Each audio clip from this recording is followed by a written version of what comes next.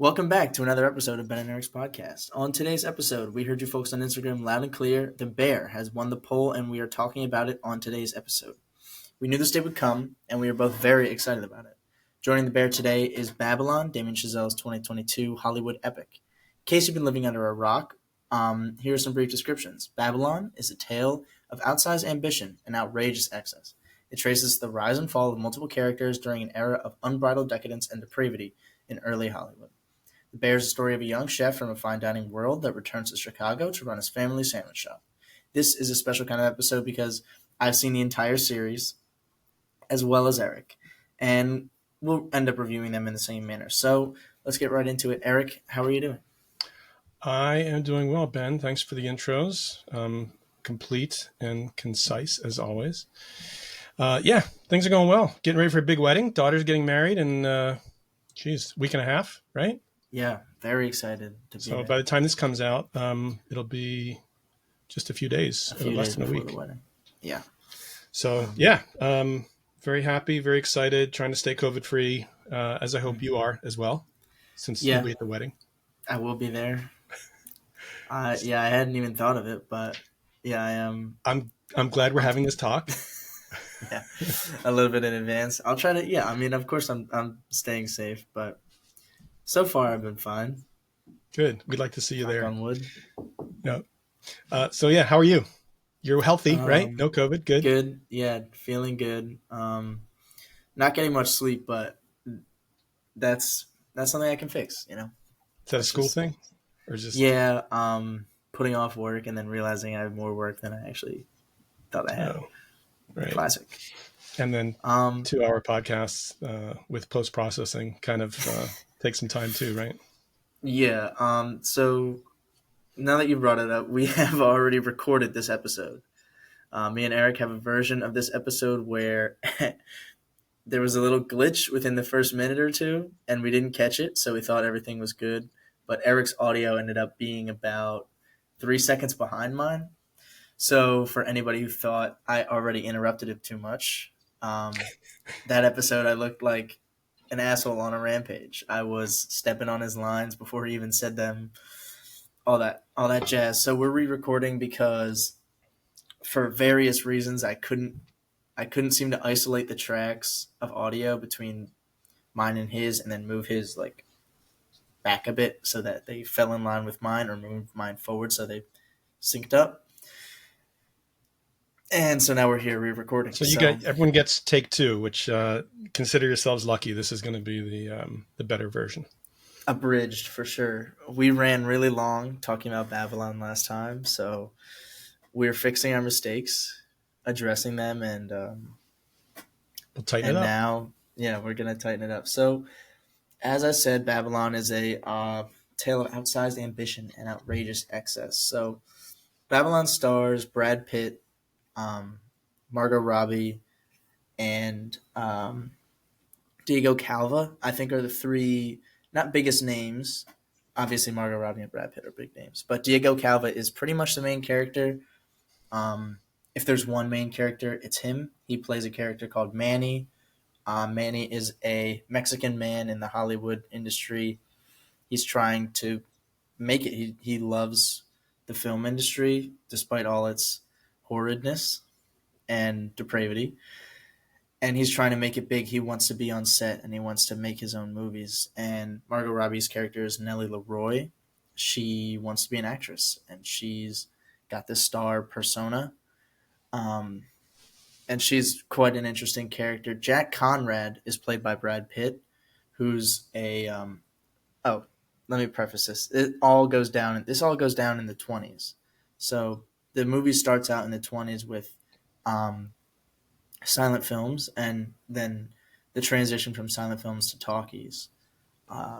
So that is already covered. That kind of movie has already been made. Like Singing in the Rain is already that kind of movie.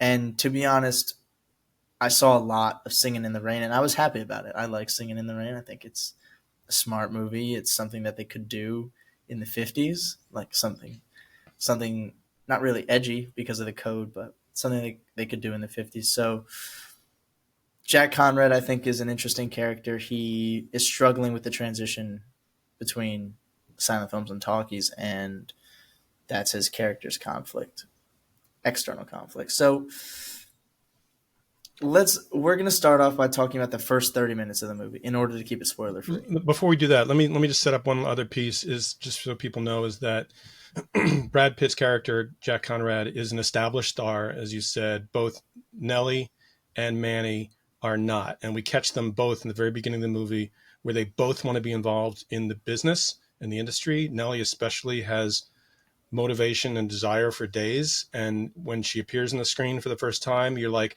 oh, she must be a star. She is not yet, but she has all the determination in the world to be a star. So we catch them at the very beginning of their journey, where they both want to be in the business. Nellie is an actress, Manny in any capacity. So that's sort of the journey we go on with them. So yeah, it's really about these three characters, and it's along with this character Sydney, who is a band player. He plays the trumpet in a band that goes to parties at these big Hollywood mansions, and he's kind of like a fourth. I don't want to call it like D plot or D character, but he is kind of backseated to these three stars.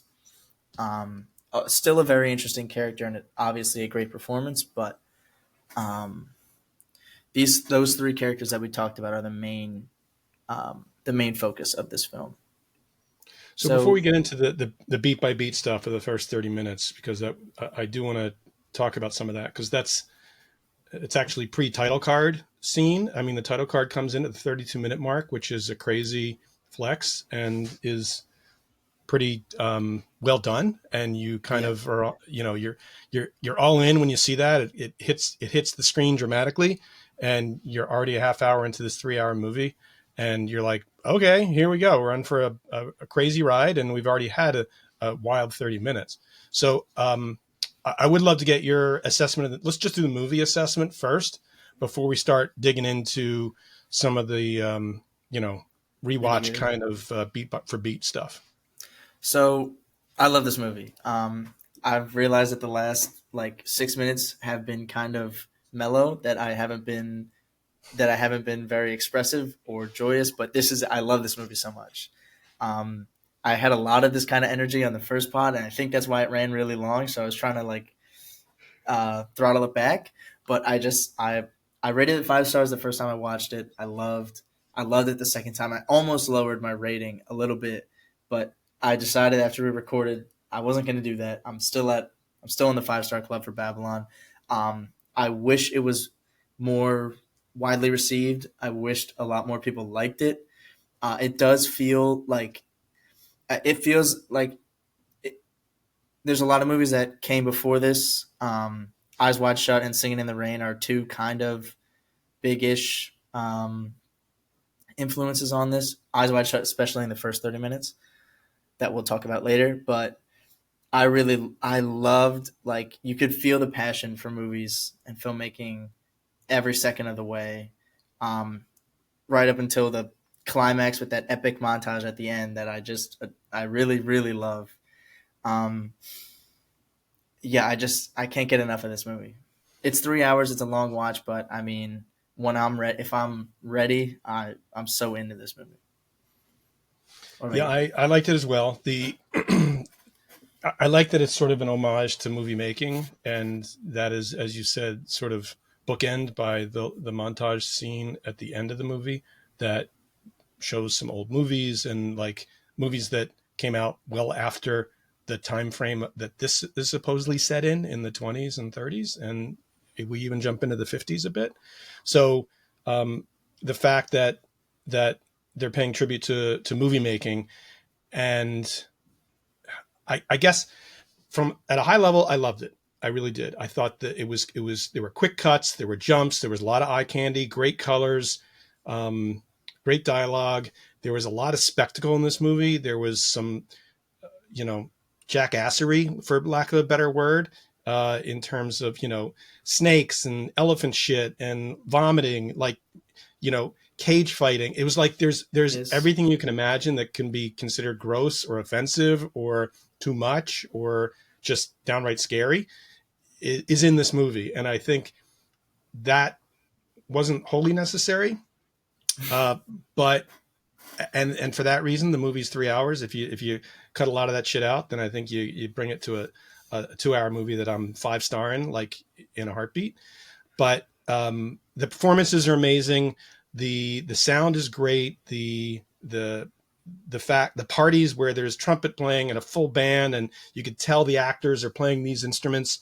It's just you're all in to that stuff, and I love it. And Margot Robbie, ironically, within the film, wants to be a star, and when you see her act this role, you're like, that woman is a star. That is an actor Mhm. right there. And Brad Pitt Yeah. is truly like playing second fiddle to her, and he's clearly taking that position as an actor, in deference to her, and that's a good move on his part. So Yeah. really solid performances all around. Um, you like to talk about on on the previous recording. You did like to talk about the necessity of all the grossest, evil, um, weird shit out there, outlandish things, and the necessity of them all. I believe that those are all necessary.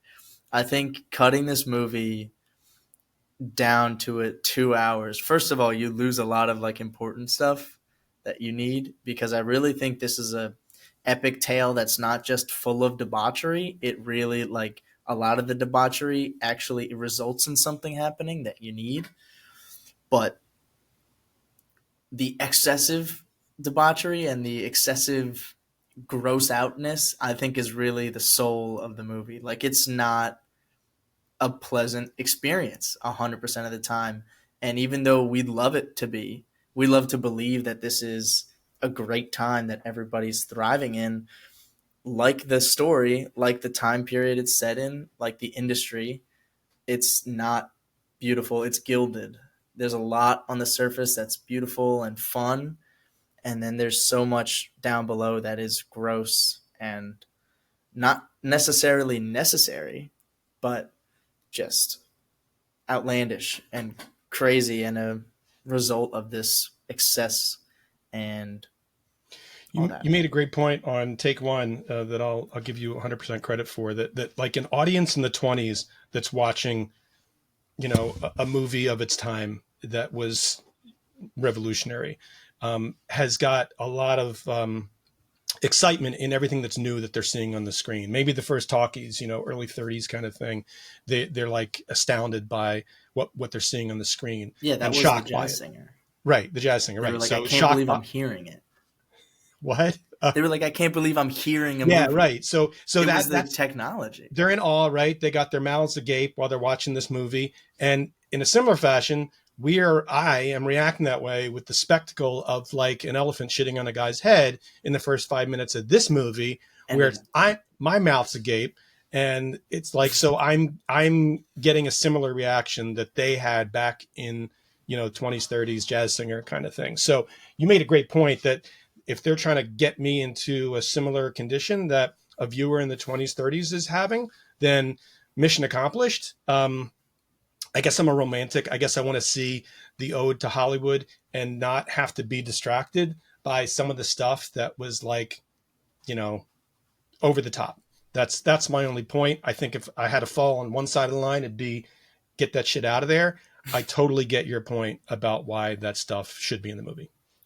so I think we concluded in the recording previous that we did not change each other's minds. So that'll be that. But you made a great point, and it's definitely an agree to disagree kind of thing. Yeah, Unless I know you like to fight about things till to someone's the bitter bleeding, end. so we can do that if you want. I think I'd rather like get into this movie and the first 30 minutes because this is really something I'd like to talk about. I'm kind of proud of the notes I took. I wrote down every single sequence of the movie just so that we had like a timeline. So if Eric was like, "When did this? When did when did they see the main attraction of the asshole of Los Angeles?" I can be like, "They saw it right after this and right before this." So we're gonna break down the first 30 minutes to keep it relatively spoiler free. Um, so yeah, let's start with the first sequence. They're trans Manny. We're introduced to Manny, and he's transporting this elephant to Don Wallach's house. Don Wallach, we learn eventually, is a producer, and is involved in the story, played by Jeff Garland, who, I mean, there's a Curb episode where Jeff Garland gets mistaken for Harvey Weinstein the whole episode because he's got like the scruff and like the big fat guy with like the short hair. Yeah, He right. looks a lot. He genuinely looks like Harvey Weinstein. Yep. So this guy's a piece of shit. He's supposed to look like a piece of shit, and I think Jeff Garland was cast because of that Curb episode. That's just my And outlandish. doesn't Jeff Garland have a bit of piece of shit recent history too? Oh, he does. I don't Oh know. yeah, yeah. There's something out there. I'll go ahead. You do your thing. I'll look it Okay, up. yeah, do your research. So he plays a big time producer with the mansion and the power and the executive power in the studio and all that. Um, and he's hosting a party.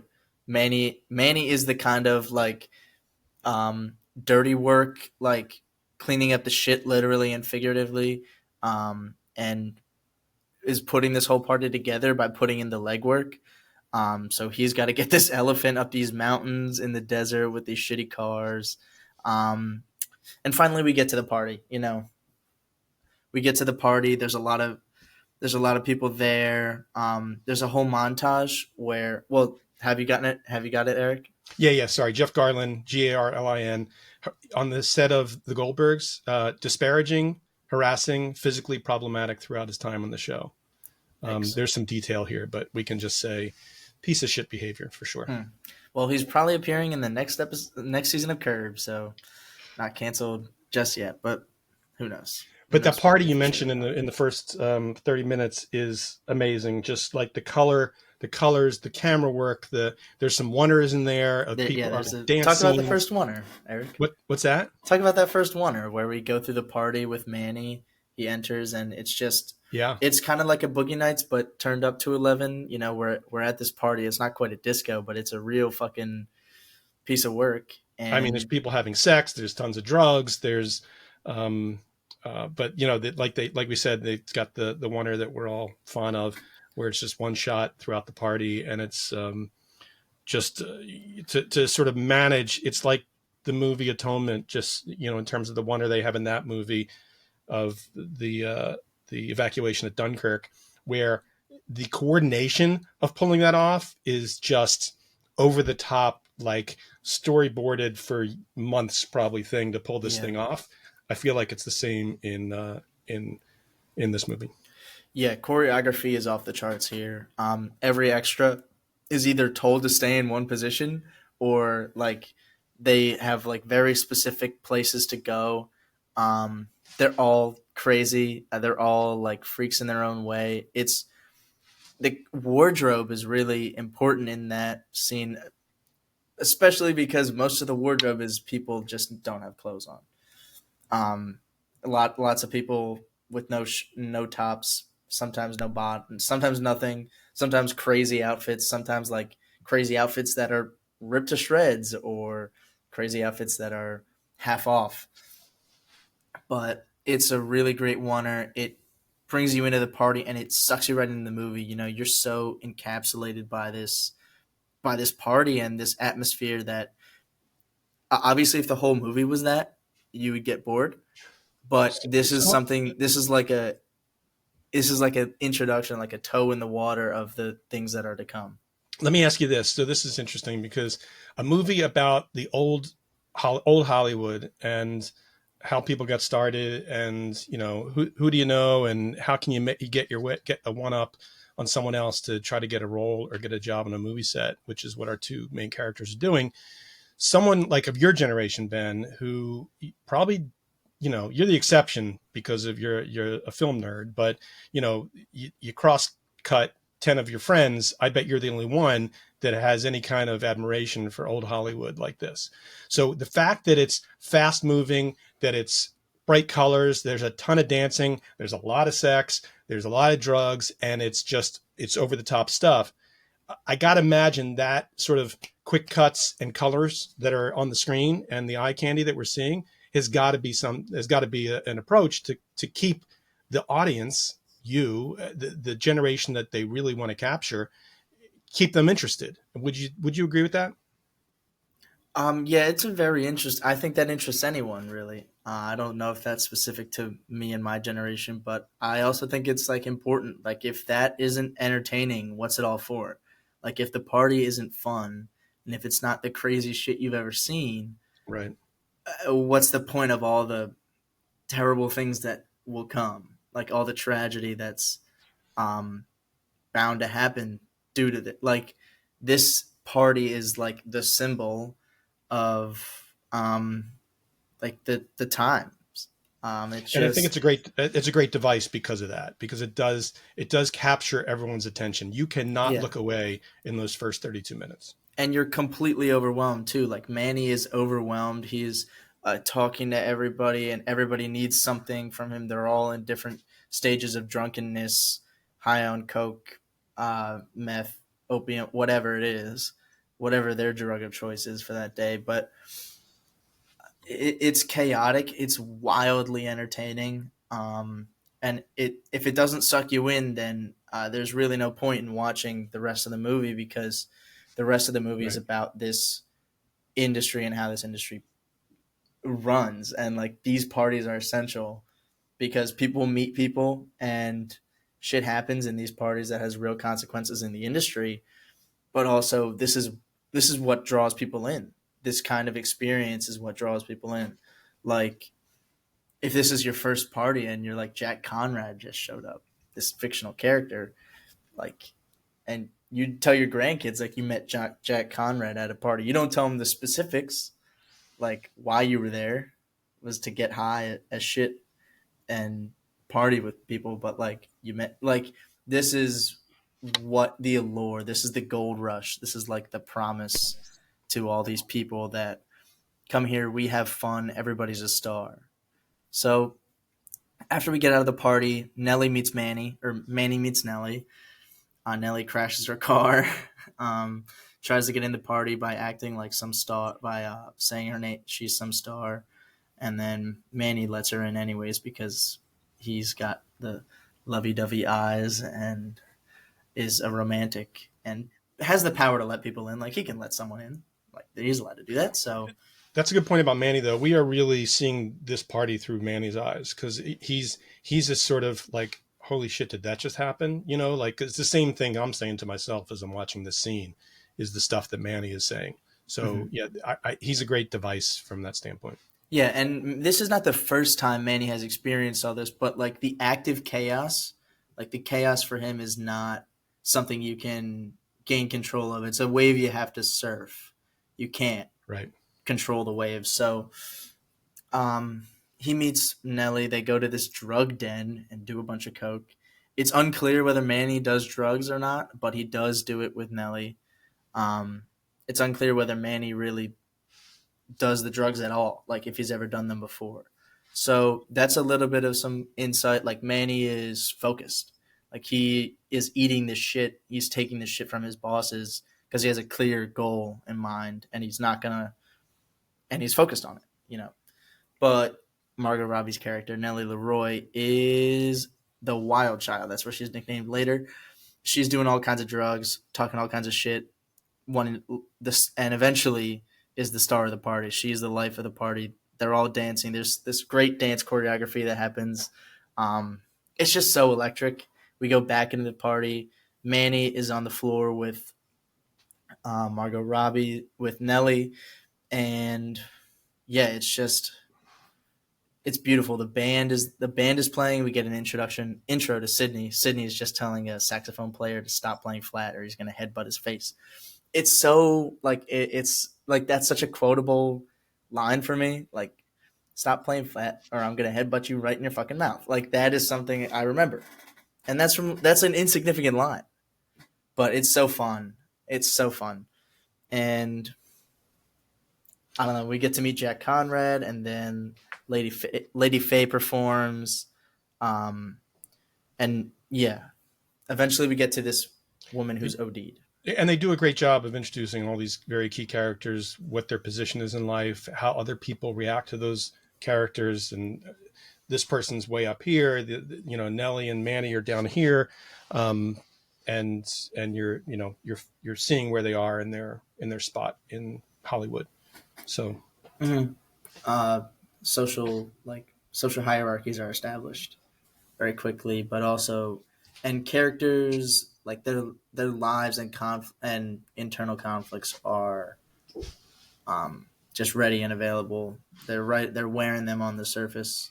Like you can see that these are problematic. Like I hate the fucking word problematic, but these people are like broken and bent in some way. Are you okay? What are you looking for? Hildy is all over the behind me here. Oh, She's okay, trying to that's get cute. under the desk. I'm picking her up. Go ahead, keep going. Okay, well, these people are very flawed. Tragic figures. This will get our ratings up, Eric. Yeah, Hildy? keep Hildy on the pod. There we go. Getting video. Yeah, All Hildy, right. what do you think of Jack Conrad's character She didn't like the flaws? scene with the snakes. No, that scene was great. Okay, the more I think Let's about move through this the party. snake, Let's move through the party the because more I think about the snake, the more cartoonish that scene gets. But basically, Nellie's the life of the party. This elephant that we mentioned earlier is used as a distraction to take a girl who's OD'd, an underage girl at that, who's OD'd, um, out of the party discreetly, and while all the partygoers are distracted by the elephant. So, um, the entertaining aspect of the elephant is like a good symbol. Very obvious that like these people are all distracted by the glitz and glamour and the wild circus aspect and entertainment part of this business and industry, while underneath there's death and people are destroying themselves. They're given the means to do it, and they do it, and a lot of people do it regularly. So, and then the party just ends. Or does okay? Which comes first? Shit. Yeah, well, everyone goes home. So we can everyone just goes say home. that both Nellie and Manny, without, I don't think we need to detail that, but both Nellie and Manny get themselves a gig based on this party, this complete scene. So they both go from 0 to like 1, 2, 3 stage in their careers They're given a because of chance. what we just saw. Yeah. Yeah. And then we go through their lives. We go through their scenes. They're sometimes together. They absolutely overlap often. Manny's got a thing for Nellie, and Nellie's moving too fast for anybody, really. So that's sort of the vibe of that relationship with Manny, which Manny wants to be something more than she wants it to be, because she's going 100 miles an hour. Mm-hmm. Yeah, these are really tragic characters. And we're also introduced at the party to Gene Smart, who plays like the classic Hollywood reporter who's in the know and gets to see behind the scenes stuff, doesn't report on all of it, but she's been in the business long enough that she's got a ton of great insight. And that's the other thing I love about this movie, which is some of the messages and messaging and lessons about the industry. Like two that I can think of are Nellie and Manny talking about the magic of movies during this party scene. And, I think it's Manny says, you can escape when you're at the movies, you can escape and forget about your shitty life. And like, I don't feel that way, but I get it. I get when you're sitting in the theater and you can just sort of give yourself up to what's on the screen, that like you kind of are in this movie in some level. Everything else just goes away. And for the next 2 or 3 hours, you're owned by someone else, and they get to manage your feelings and your reactions.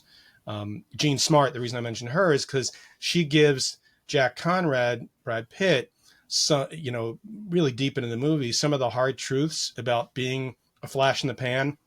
Your time in this business can be short. It can live on screen, but you got to live the moment, because you could be gone at the, snap of a finger, and it could all be over. And it often is short. So like, I'm not surprised if you're on the downswing now, because no one lasts long in this business.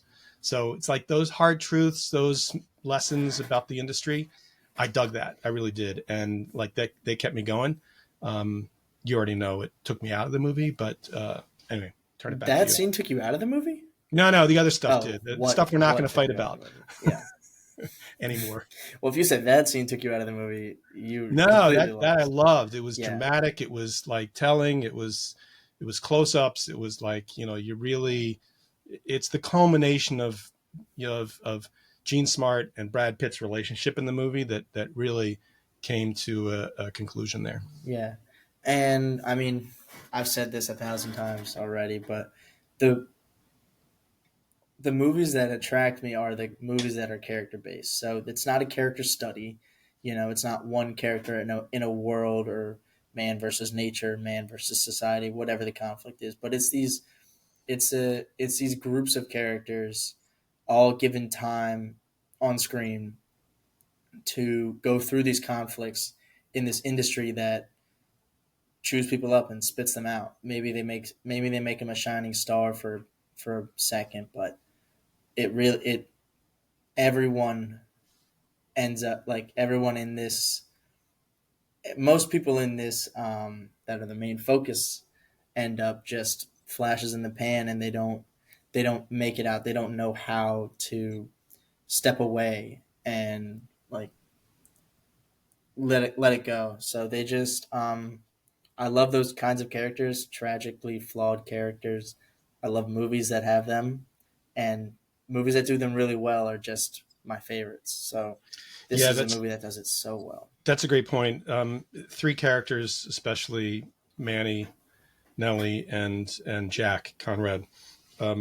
They show you a complete arc for all three of them, and in all three of Sydney those, too. Sydney as well. sorry, Sydney also has a complete arc. the trumpet player. Yeah, Yes. you see Okay. where his career starts. Yeah, He gets definitely his a B or C opportunity. plot. Yeah, yeah, certainly. But the other three, they really take you deep and they take you into like the conclusion, and you feel for them. Each one is fully realized, all three of those characters. So oftentimes movies will be like, well, I can't really relate to that guy, or they didn't show me enough of him to get me to feel anything with for him. In this movie, all three, they spend enough time. Like Jack Conrad comes in third of the three in this movie, and Brad Pitt, like I said, is sort of is playing second to Margot Robbie in this. But towards and the and middle to and Dan. middle and back third of this movie, you are fully invested in Jack's story and where it takes you. And we won't spoil anything, but there are some emotional beats that hit really hard. Yeah, and it's great acting. We talked mostly about the actors and not really about anybody else. But a 3 hour movie is always difficult to film. Like, Manny is in a lot of scenes that Diego Calva had a lot of work to do. He was probably in 200, 250, or no, sorry. He was probably in like 150 pages of script in a 180-minute movie. He's probably is in 150 pages of it. So he put in so much work. And Damien Chazelle, there's some trivia, like, um, he spent 2 years looking at headshots to find this actor who could play this character. And then COVID hits, and they ended up Damien Chazelle, his wife, and Diego Calva filmed the entire movie on their iPhone, with all three of them just playing every single character. So I find that really fun. Like, they were put on hold. They tried to make, like, the most out of it, and safely they filmed this entire movie on an iPhone. Like, that is awesome that they put in this. They've just put in so much work, and those are just the people at the top. The people below the line have also put in incredible amounts of work to make this production flawless, and to produce this movie that is so unique and so kind of controversial. Like, people didn't like it. Like, we haven't talked about that, but people don't like this movie. People see this movie Really? and they're like, "Fucking 3 hours, I'm out." Who's Why? gonna Just too much? Yeah, this was a controversial movie. Like, people, like, critics were torn. Hmm. There some, like, our guy Sean Fennessy loves it, so this is one I can agree with. But there was a lot of mixed reviews, and it didn't do that well. It was Hmm. a big budget. It didn't it didn't explode out onto the scene. I don't think it had that great marketing, anyways, but that's besides the point. And it came out at a weird time too. Yeah, it's just it just kind of like exists now as Damien Chazelle's fourth movie. And I think the best take I heard was I'm gonna quote Sean Fennessy again, but I can't wait for his fifth movie. Like after this, he can do Right. anything, right? Like there's not even a question. And a couple of the past ones. Whiplash was the first big one on the scene for him. Mm-hmm. He wrote the short for and then directed Whiplash. Yeah. 10 Cloverfield Lane, which was the sequel to Cloverfield, obviously. This one with John Goodman in the bunker, which I thought was a great movie. Wait, I think he did 10 Cloverfield Lane? Yeah, he wrote the screenplay for them. Oh, he wrote the screenplay. Okay. He didn't direct it, though, right? He did not direct it, correct. Okay. And he wrote La La Land and directed that as well. And first a movie I famously have not seen, so you can yell at me for that one. Fuck, dude. See, I told you you're going to yell at me. So good. I don't even like musicals. It's so good. Yeah, I do need to see that. I mean, this Babylon sort of segues right into watching. That's a good double feature is La La Land because those La La Land like scenes in Babylon I really liked. So it should be something I. Yeah. Also, First Man. We already recorded an episode on First Man, Damien Chazelle's third movie. He directed it. That's right. We talked about it at length. So. Yeah, I'm giving this. What did I give it? We talked about this last time, and I forgot. It was like devastating, Eric. I think it was devastating. Did I give it 4? I honestly, when you first said it, I thought you gave it 3.5. I remember your reaction was wild. It must have been 4. No, I don't. That's what it was. You know what it was? It was 4 stars, and you're like, after this podcast, I'm lowering it. I didn't. I'm leaving it at 4. Again, you left the spectacle stuff. I'm going to say another spectacle. There's a dude eating a live rat in this movie. It's so fun. Okay, not if you're the rat. Fuck the rat. I see rats everywhere here. It's gross. That should be on a bumper sticker. Fuck the rat. Fuck the rat. So yeah, those spectacles, the snake biting people multiple times, just gruesome. The elephant shit. I say elephant shit, and you have in your mind what that looks like. You have no idea what the elephant shit is like in this movie. It is. It is too much. You're showered in shit, pretty much. It is let's just say the elephant needs some dietary restrictions because whatever's coming out of that is not agreeing with that elephant. Yeah, and you get to see the elephant anus right before. He needs to go to a nutritionist. That elephant. So yeah, it is too much. It is too much. So like, there's like 5 or 6 of those in this movie that has my rating where it's at, and. Yeah. And Eric knows this, but on the last pod, I watched the first hour of this with Caroline, and I completely forgot what was in the first 30 minutes. So like, I'm watching this with my girlfriend, and I promise her like, yo, this is a pretty awesome movie. Like, I really love it. It's about 1920s Hollywood. Like, crazy shit happens. Like, it's gonna be so fun. And the first like crazy thing she sees is an elephant taking a massive shit on a guy's head, and like, just it doesn't stop. No. And then you go to a party and there's coke and naked people everywhere, and then we're in a different part and a girl ODs, and it's like, god damn, this is not something you want to say like, this is awesome about. So did Caroline see the rest of the movie? Did she see the rest of the movie? No, she's not checking out the rest of the movie. She's good. She was out. So well, after an hour, it was like, I don't know what happened, but I was like, just wait, just keep watching. I swear. You had to try to convince her to stick around for it. I was just trying to justify it. She was not interested after a while. You know, she was like, she was interested. I'm not going to say like I forced her to watch it or anything, but like, she could do without, probably. We could have watched something else. She would have been happier. But, you know, all right, well, this is something to check out before you share it. 2 thumbs up and a guest thumbs down on this movie. She's a guest. Caroline. Yeah. You just introduced her to the podcast, so she's a thumbs down. I feel like I mentioned her before. I know, but not in this context. No, not in this context. Anyway, all right, great movie. Where is it? Where can people see Babylon? Stream it for free on Amazon Prime. There you go. Really convenient. I had no idea until I watched it again. So yeah, stream it for free on Amazon Prime. No need to rent, which is why like that was so shocking to me, because there's like old shitty movies that are still like buy it for $3.99 on Prime and all these other streaming sites. And I'm like, This movie is free. This is the one that you're like, we're gonna give this one for free. Like fuck it.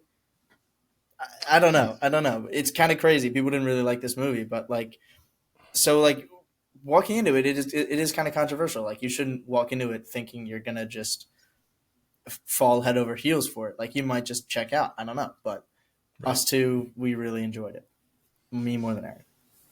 Correct. So that's it for Babylon.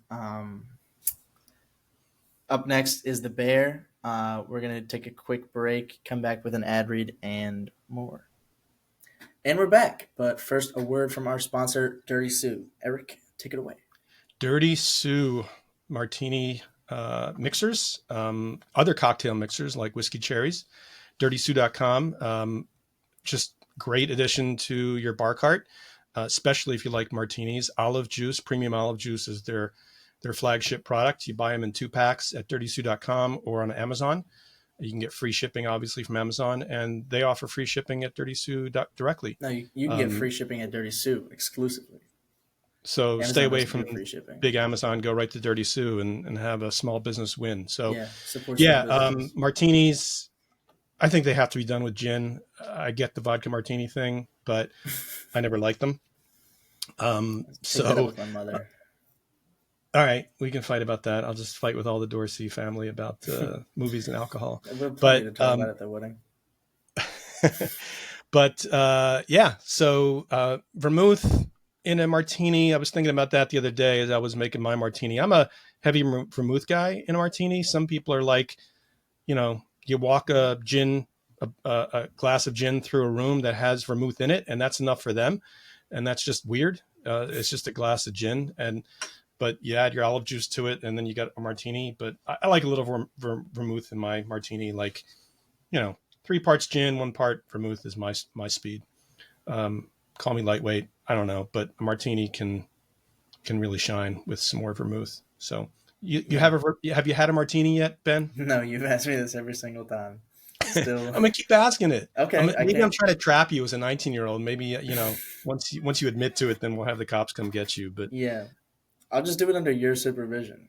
we'll do it at the wedding. How about that? Yeah, I think that's what we should do. All right, we'll test it out. See what I'll make sure to bring some Dirty Sue with me to the wedding. I'll bring like a camera so we can record it. Right. This is me trying it. DirtySue.com, whiskey cherries, olive stuff with jalapenos, with blue cheese, with garlic, quality products. Definitely check them out for the add to your bar cart. It's your friend, Eric Tukoski. That's right.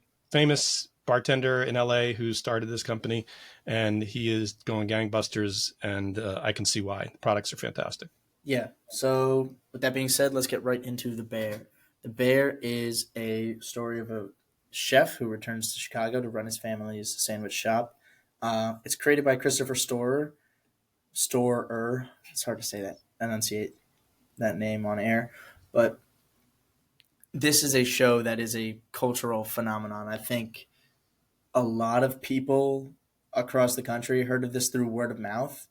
There was just a movement, like a wave of support for this show, and it really deserves it all. We adore this show. Eric, you can tell them about your list, but I mean, this is one of the best shows of this year. The second season is one of the best shows of this year. The first season is one of the best shows of last year. It is just blowing people out of the water, and we're all on this wave now. Yep. So the first season was like my second or third best show of last year, 2022. And right now it's sitting at the top of the 2023 list. And that's a list of, 50 plus shows that I've seen this year. So season 2 is outstanding.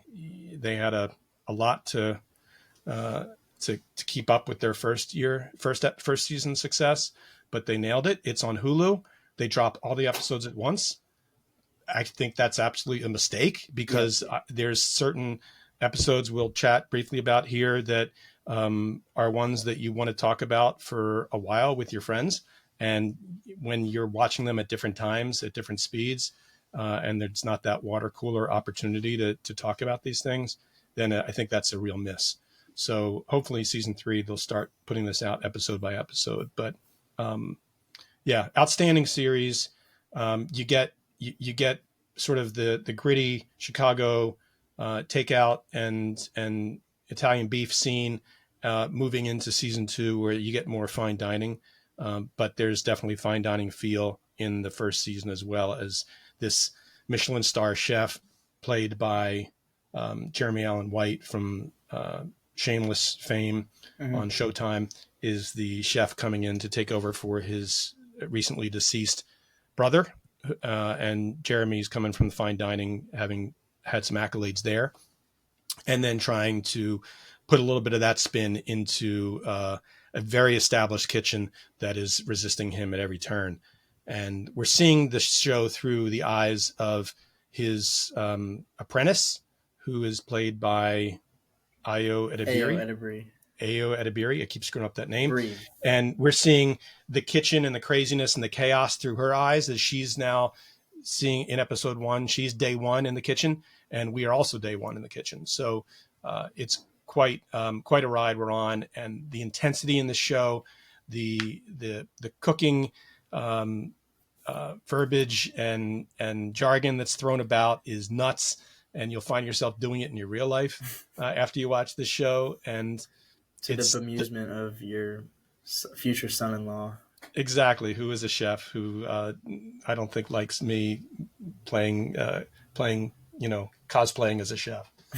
So yeah, outstanding series, and there's not a bad episode. A Oh couple my of them God. are just over the top outstanding, and we'll talk about those. But Yeah, that's my take on this show. they go above and beyond.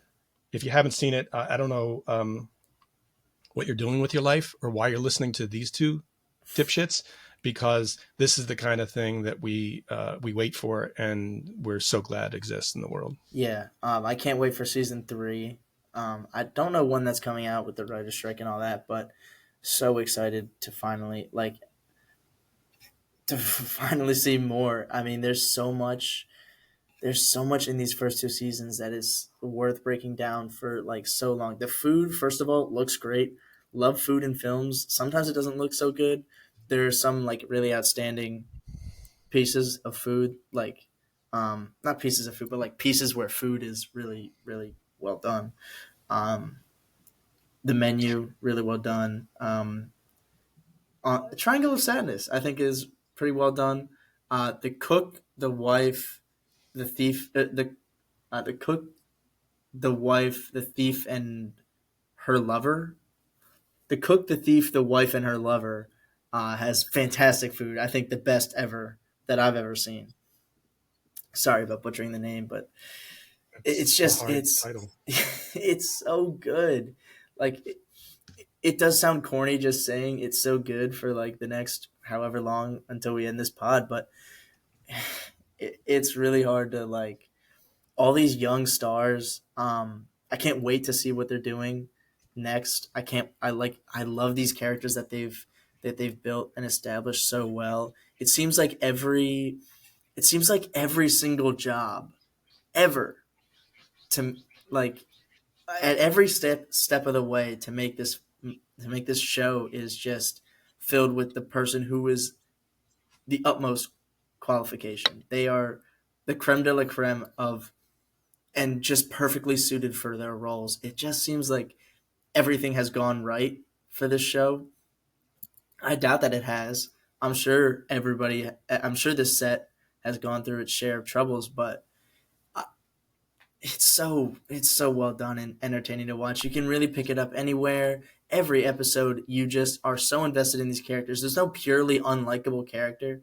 All these characters have the ability to learn. There is no antagonist here. There's just problems real people are facing, and that's what it feels like. And it's just We talked about Babylon being, really great character study with the 3 mains in that movie. And in this one, season 1 and 2 together really are a great pair, because in season 1, you definitely get deep into these characters. You get to see who they are, what motivates them. You get some time alone with each one of them. But in season 2, that gets even blown up more when you get full episodes of just one character and yeah, their little journey. One guy's going to Norway to do, Amsterdam. Amsterdam to do he wants to be a dessert chef. He wants to do pastries, and Pastry chef. he wants to, he gets a deep dive into that world with some experts in that field.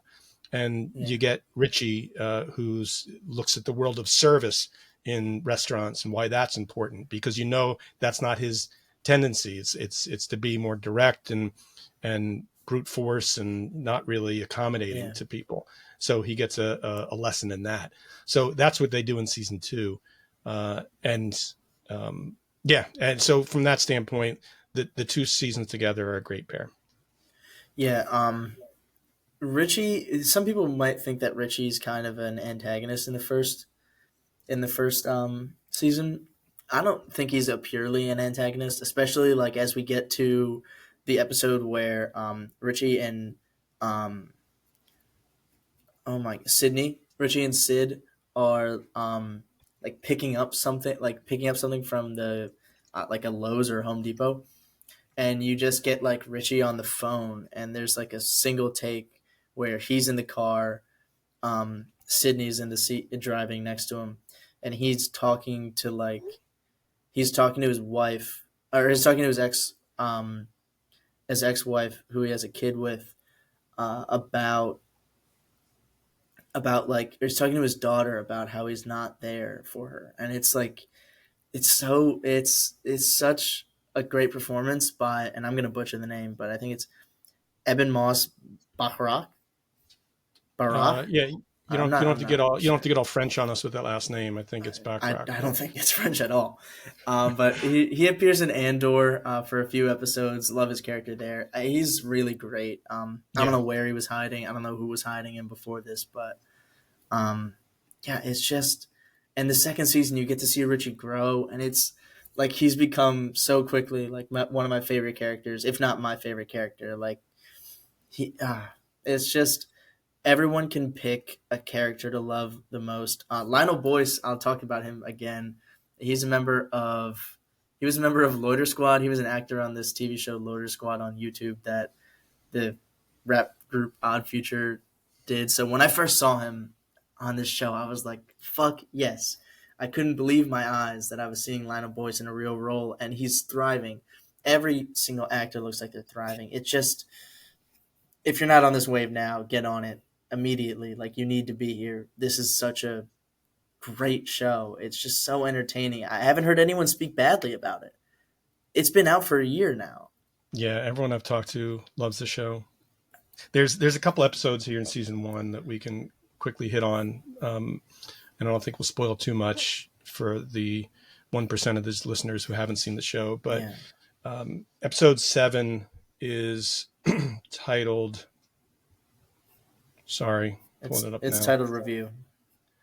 It's title review. It is a oneer again. Right after the title sequence, you go right into a single shot of a bad day in the kitchen, as they say in the tagline for Yeah, the episode. And I heard they shot it around 4 times. They took this take, yeah, it's like a and 15-minute oneer.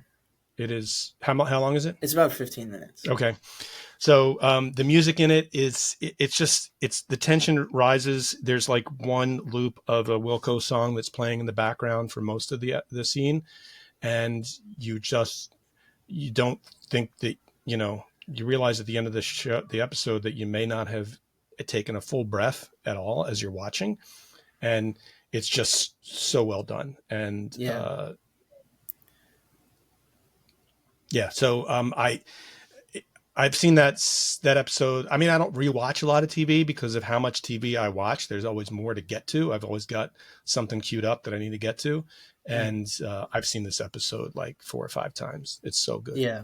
Same here. I've only seen it like 3, but still, I don't watch much TV. Like, this is it. That movie, that episode is really something people point to as like a great example of why people love this movie. But also, I would point to it as something bigger. Like, this is why people don't watch movies anymore.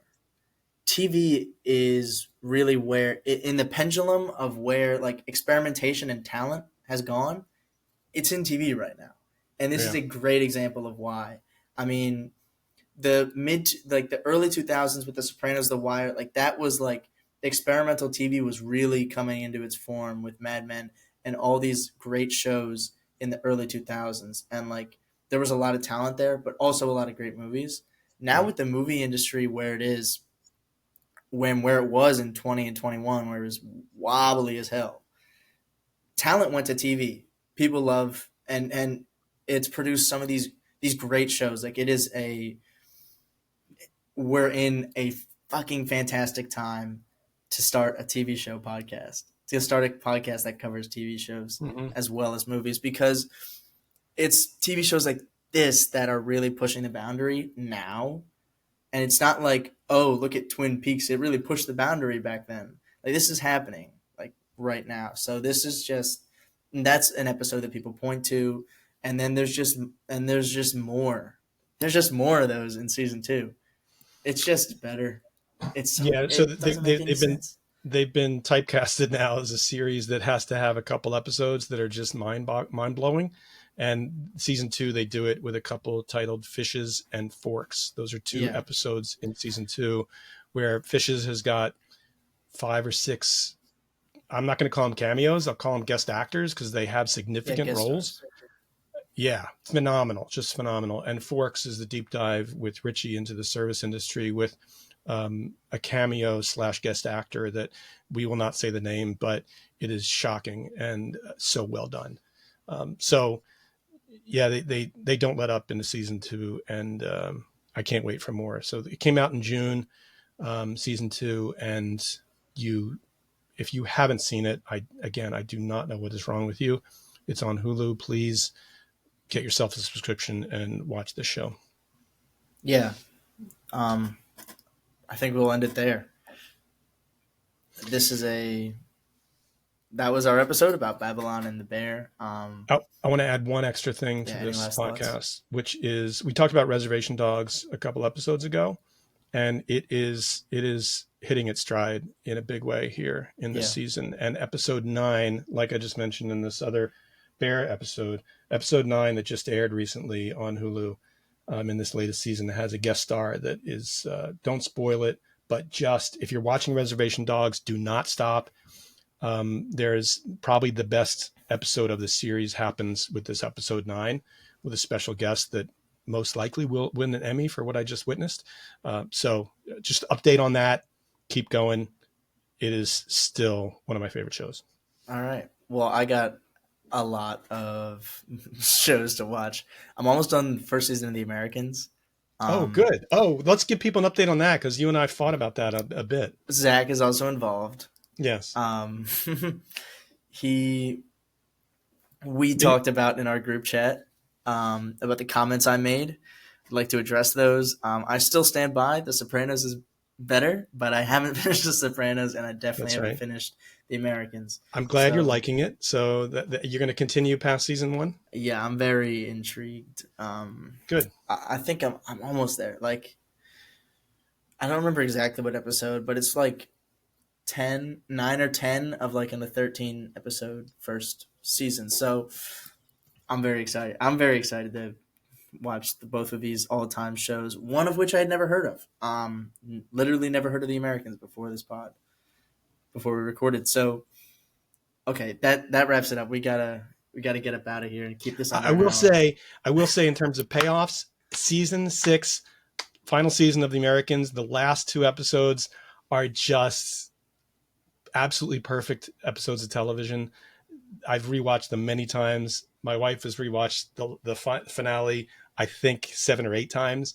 Just, it will pay off. This series is fantastic. So that's a mini review of The Americans. Yeah, I like series that pays off. I like series that pays off. All right, I'm done with my mini reviews. Yeah. Game of Thrones can go suck a dick. That's it for Babylon and the Bear. No more final thoughts. We love both of these things. Go watch. We said this 1,000 times, but go watch. Eric, always a pleasure recording with you. I'm praying that this recording works out. Really, really hoping that this works out. Me too. Otherwise, I want my agent will be in touch. Okay, yeah. One more and I'm out of here. Exactly. Okay, well, soon there'll be Good Eric's talking to you, Ben. podcast. Until next time. Yeah, I'll see you soon. See ya.